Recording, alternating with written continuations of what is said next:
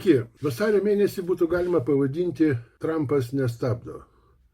Iš tikrųjų, įvykiai tarptautinėje arenoje seka vienas kitą, jie keičiasi labai greitai.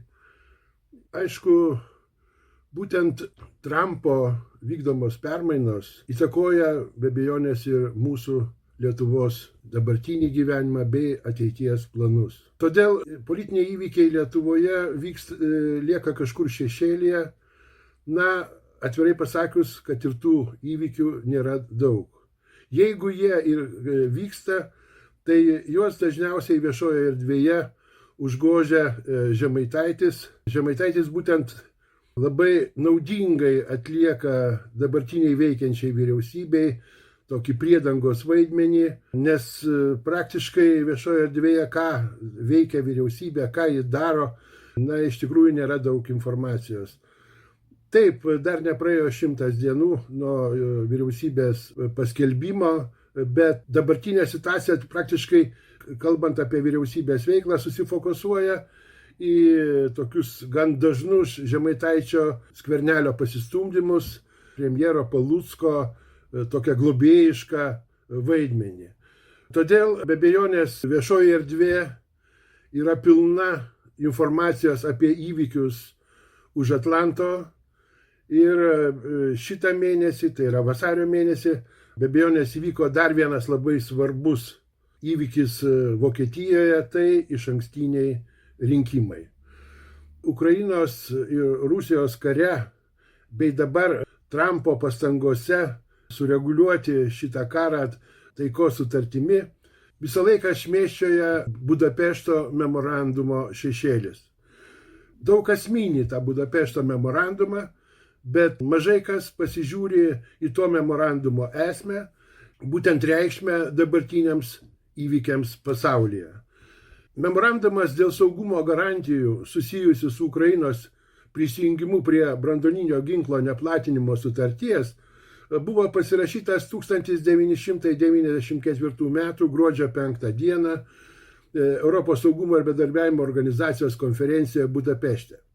Būtent po Sovietų Sąjungos griuvimo kelios buvusios Sovietų Sąjungos respublikos išlaikė branduolinį ginklą savo rankose, jų tarpe buvo ir Ukraina.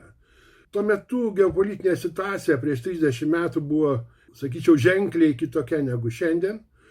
Ir be abejonės tas branduolinis ginklas, esantis Ukrainoje, nukreiptas į vakarų šalis ir aišku į Jungtines Amerikos valstijas, kėlė nerimą vakarų politikam. Todėl be abejonės toks buvo didelis spaudimas iš vakarų pusės, tuo metu JAV prezidento Clintono, ir ukrainiečiai, neturėdami kitos išeities, būtent pasirašė šią sutartį. Ukrainos prezidentas Kravčiukas aiškino, kad tuo metu išlaikyti Ukrainą branduolinių ginklų neturėjo galimybės. Tam reikėjo labai didelių lėšų, be to Ukrainoje buvo gaminamas pačios raketos, o jų užtaisai buvo tiekiami iš Rusijos. Ir dar svarbiau, kad visa branduolinio ginklo kontrolės sistema buvo Rusijoje ir Ukraina neturėjo prie jos prieigos. Be to, Ukrainai išlaikyti šitas branduolinį ginklą reikėjo apie 65 milijardus Jungtinių Amerikos valstijų dolerių, o tuo metu Kijevo iždas buvo tuščias. Na, vakarai grasino Ukrainai tarptautinę izoliaciją ir be abejonės tuo metu ukrainiečiams nebuvo kitos išeities, kaip pasirašyti šitą memorandumą. Kada prasidėjo 2014 metais Rusijos agresija Ukrainoje, pirmiausia Kryme, o po to ir Donbase, tai visi apeliavo į šitą memorandumą. Tačiau šis dokumentas, kuris susideda iš 6 punktų, manyčiau, nebuvo toks, kuris būtų apsaugojęs Ukrainą nuo užsienio invazijos.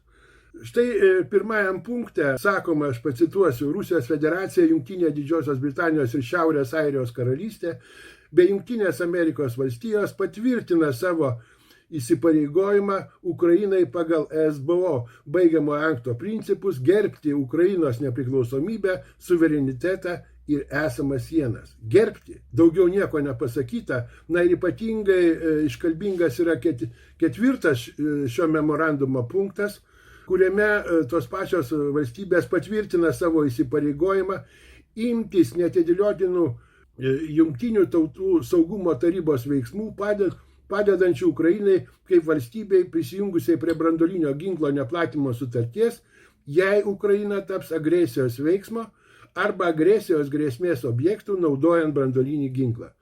Kitas Ukrainos prezidentas Kučma yra pareiškęs, kad šitas memorandumas buvo didžiausia klaida, jis tik tai užmigdė pačius ukrainiečius, negarantavo Ukrainos saugumo.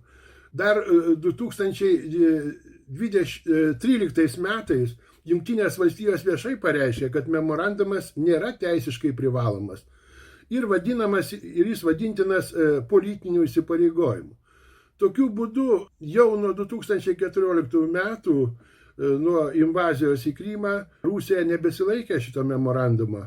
Ukrainos valdantieji per vėlai sureagavo, kada toj pačioj Miuncheno saugumo konferencijoje dar 2022 metais, esant keliom dienom prieš karą, prezidentas Volodymyras Zelenskis savo kalboje pagrasino pripažinti negaliojančių Budapešto memorandumą, bet tai praktiškai jau buvo šaukštai po pietų, įvykių tarptautinėje arenoje pakeisti negalėjo.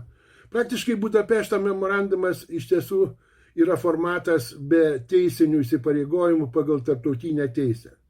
Jo pažeidimas arba nepažeidimas tik tai sukelia diplomatinės teisinės diskusijas, kurios veda į niekur. Štai 2016 metais Rusijos užsienio reikalų ministras Sergejus Lavrovas aiškino, kad Rusija niekada nepažeidė Budapešto memorandumo. O vat štai ukrainiečiai be abejonės šitą memorandumą pažeidinėja. Tai va tokie pasišpilkavimai iš vienos pusės į kitą tęsiasi visą laikotarpį iki karo, tai yra nuo 2014 iki 2022 metų. Na, o galiausiai 2022 metais prasidėjo karas ir be abejonės rusai senai pamiršo tą memorandumą duotus nors ir miglotus pažadus. Taigi Budapešto memorandumas nėra tas dokumentas, į kurį reikėjo atsiremti. Tai buvo iš tikrųjų, kaip sako ir kai kurie Ukrainos prezidentai, politinė klaida. Kita vertus, 1994 metų gruodžio 5 dieną geopolitinė situacija buvo visai kita negu po 30 metų. Būtent praeitų metų gruodžio mėnesį sukako 30 metų Budapešto memorandumui ir be abejonės geopolitinė padėtis buvo smarkiai pasikeitusi. Bet dabar grįžkime prie Trumpo, kuris be abejonės bando bet kokią kainą sudaryti taiką ne kažkokiam konkrečiam momentui, bet ilgesniam laikotarpiui. Vasario mėnesį iš tikrųjų įvyko lūžis. Lūžis galbūt transatlantiniam Europos santykiam. Lūžis ES valdančiųjų pasąmonėje. Lūžis, kuris pagaliau privertė veikti ir imtis konkrečių priemonių pagerinant Europos saugumą. Na, aš turiu galvoje 3 Donaldo Trumpo bendražygių į Europą. Tai Pentagono vadovą JAV gynybos sekretorių Petą Heksetą, JAV viceprezidentą J.D. Vance'ą ir JAV valstybės sekretorių Marco Rubio. Šie 3 vyrai iš tikrųjų padarė revoliuciją mūsų mąstyme. Na ir iš čia pirmiausia išskirčiau JAV viceprezidento Vance'o kalbą Miuncheno saugumo konferencijoje. Aš įsivaizduoju, kas darėsi salėje, kai Vance'as pareiškė, pavojų kelia ne Rusija ir ne Kinija, bet patys ES valdantieji.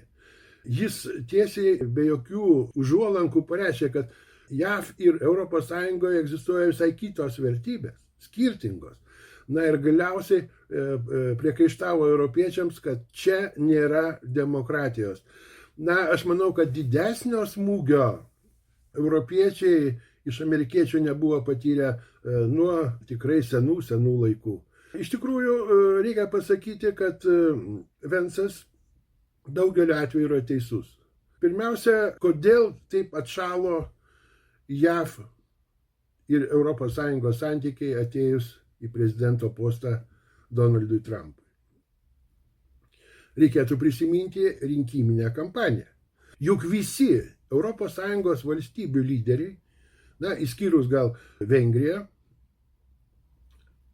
atvirai rėmė Trumpo priešininkę Kamalą Harris.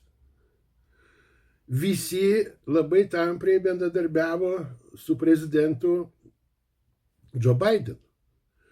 Ir čia toks įdomus faktas. Praeitų metų rugsėjo mėnesį JAV atstovų rūmų pirmininkas Maikas Johnsonas parašė laišką Volodymyrui Zelenskiui, kuriame jis reikalavo nedelsiant atleisti Ukrainos ambasadorę Jungtinėse valstijose Oksaną Markarovą, kuri buvo kaltinama kišimusi į Jungtinių valstijų vidaus politinius procesus.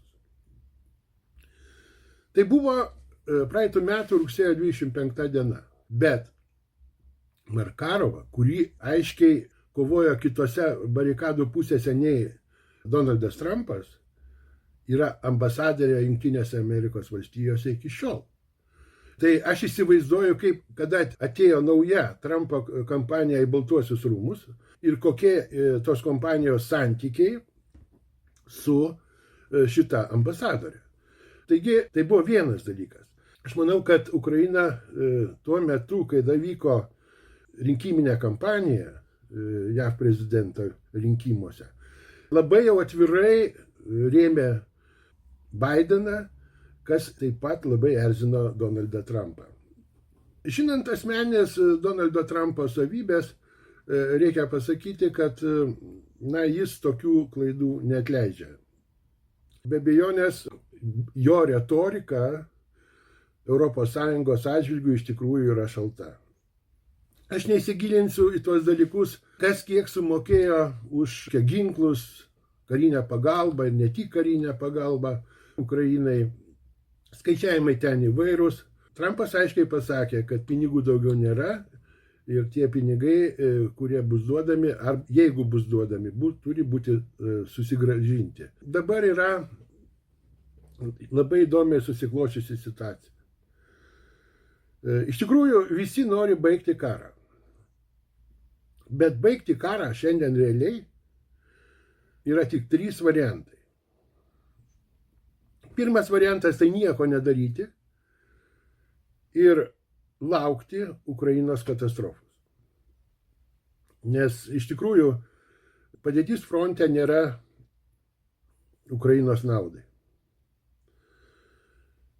Antras variantas tai kapituliuoti Ukrainai ir pasiduoti Putino valiai. Trečias variantas yra labai tampriai bendradarbiauti su Trumpu. Jis vadovaujantis Jungtinėms valstijose kol kas yra vienintelis variantas, kuris gali užtikrinti taiką Ukrainoje. Manęs paklausė, kur Europos Sąjunga. Europos Sąjunga turėjo pakankamai laiko. Tačiau, kaip matome, jie tą laiką praleido tuščiažodžiavimui. Kada buvo pirma Donaldo Trumpo kadencija, jisgi iškėlė reikalavimą skirti gynybai didesnį procentą nuo BVP. Visi stengiasi parodyti, kad šito reikalavimo neišgirdo. Ir tai praėjo 4 metai, atėjo Joe Bidenas, kada buvo galima nieko nedaryti. Ir aš manau, kad dalis ES politikų taip pat galvoja, kaip pratempti šitos dar 4 metus prie Trumpo ir sulaukti kitos JAV prezidento kadencijos. Tačiau matosi, kad kai kurie Europos lyderiai suprato, kad niekas jiems už dyką pagalbos nesuteiks ir be abejonės atėjo metas veikti, atėjo metas ginkluotis. Tai iš tikrųjų tokia nelaukta Trumpo pozicija. Jis kaip derybininkas daro tam tikrus reveransus Rusijai, kurie ne visiems patinka, man pripažinsiu taip pat. Bet aš tai nurašau kol kas į derybų taktiką. Kol kas niekas neaišku, kas ten vyksta tose derybose, kiek pasistumėta ir kada galime sulaukti tos žadėtos taikos. Tačiau taip reaguoti į Trumpo žingsnius, kaip reaguojama Lietuvoje ir aukštų, sakyčiau, viešų žmonių. Dar daugiau tai nuėjo buvęs ambasadorius, Seimo narys, kultūros ministras, kuris pradėjo aiškinti, kad Trumpas yra KGB agentas. Na, o tokie, sakykime, žurnalisto žingsniai kaip eilinio lietuvio laiškas eiliniam amerikiečiui arba raginimas Amerikoje išeiti į gatves, iš tikrųjų tai yra tokios psichozės elementai. Manau, kad reikėtų būti solidesniems. Juolab, kad Jungtinių Amerikos valstijų ambasada Lietuvoje tikrai seka, kas čia darosi, kas čia rašo, kokios nuotaikos vyrauja ir perduoda viską į Vašingtoną. Todėl nekirskime šakos, ant kurios mes patys sėdime. Na ir pačiai pabaigai turiu pasakyti, kad reikia būtinai atkreipti dėmesį į pirmalaikius rinkimus į Vokietijos Bundestagą, kuriuos laimėjo Krikščionių demokratų sąjunga, dar vadinami konservatoriai. Na, jų lyderis Friedrichas Merzas iš tikrųjų turėtų būti būsimų kanclerių. Tačiau, kaip parodė rinkimų rezultatai, Vokietijoje, manau, niekas nesikeis. Niekas nesikeis. Ir pati baisiausia tendencija, kokia tik gali būti šiuose rinkimuose, tai yra jaunimo aiškios simpatijos kairiųjų partijai, kuri propaguoja komunistinės idėjas.